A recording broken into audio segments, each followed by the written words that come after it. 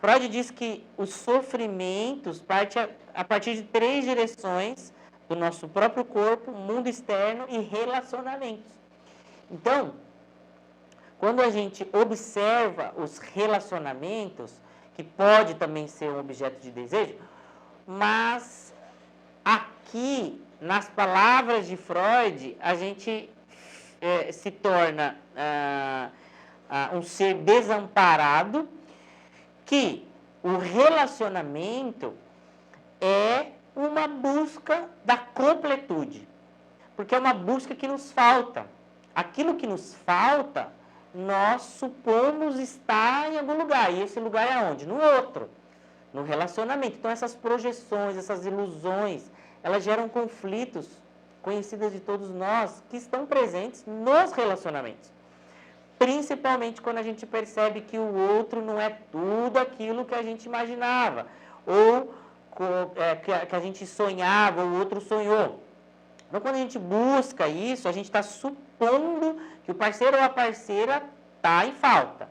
E quando a gente percebe que eles são seres de falta também, como todos nós somos, temos uma tendência a depreciar o outro e julgar que o outro não é tudo aquilo, que você não é tudo que eu esperava. Então, a tendência ela é nociva, principalmente na saúde dos relacionamentos. Porque ao julgar o outro, a gente, por não nos dar aquilo que está nos faltando, não existe reconhecimento da realidade interna, que é uma ilusão. Então, na prática analítica, ela vai buscar caminhos alternativos para lidar com essa tendência. No sentido de que a análise, a gente prepara com a nossa própria falta. Então, para entender essa dinâmica, a gente precisa constituir o sujeito do ser faltante, né? Então, na psicanálise, quando a gente nasce, a gente passa por um processo onde vivemos esse estado de completude. A mãe e o bebê vivem de forma simbiótica, como se fosse um só. No primeiro momento, a sobrevivência do bebê depende dessa relação. O ser humano nasce despreparado, a gente demora muito para aprender. Então, a mãe se volta inteiramente para o bebê e procura atender todas as necessidades, não só biológicas, né, mas relacionais. Então, junto com o leite materno, o bebê recebe outros elementos.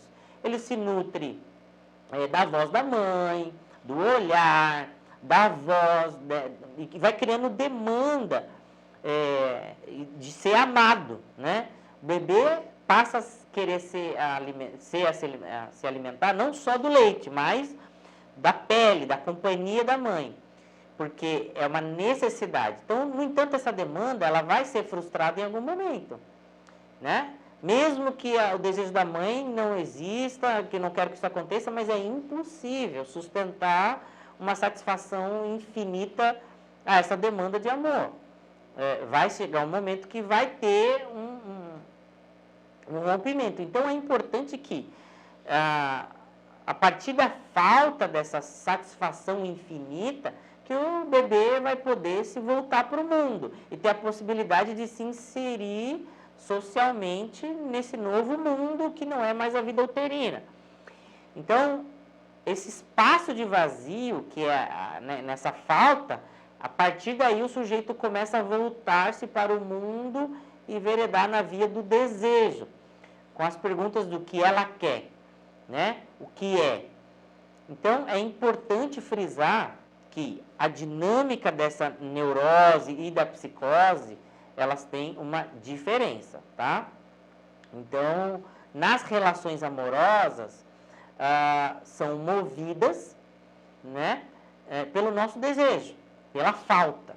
A gente busca os modelos de relações que nós conhecemos, que nós vivemos, e esses padrões estão presentes no inconsciente. E é aí que mora o desencontro. Porque numa relação amorosa, são dois sujeitos desejantes e o desafio é conciliar essas diferentes. Lacan foi taxativo quando ele disse a frase: não existe relação sexual. né, nós não vamos aprofundar nesse ponto, mas Lacan, ele tinha uma clareza sobre completude dessa simbiose de duas pessoas. Então, aí está o desafio dos relacionamentos de aceitar a nossa amplitude sem querer ficar buscando o tempo todo no outro e saber que o outro também é um ser de falta e não é um ser completo. Então, todo esse movimento implica na aceitação da nossa incompletude e se satisfazer e reconhecer as nossas dificuldades, das nossas faltas e manter o curso do desejo sem criar falsas expectativas. Falando assim parece simples, mas sabemos que é um percurso possível em uma psicanálise.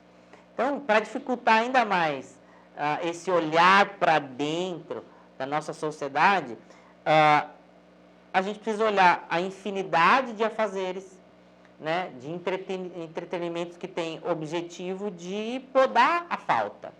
Então, a exigência atual de se mostrar perfeito e feliz o tempo todo do mundo moderno, que estão aí nas redes sociais, querendo provar isso o tempo todo. Então, isso dificulta ainda mais o olhar para aquilo que não é bonito e não é feliz. Então, nesse sentido, a psicanálise pode ser uma experiência libertadora para trazer a consciência de conflitos relacionados à nossa capacidade de amar e sermos amados.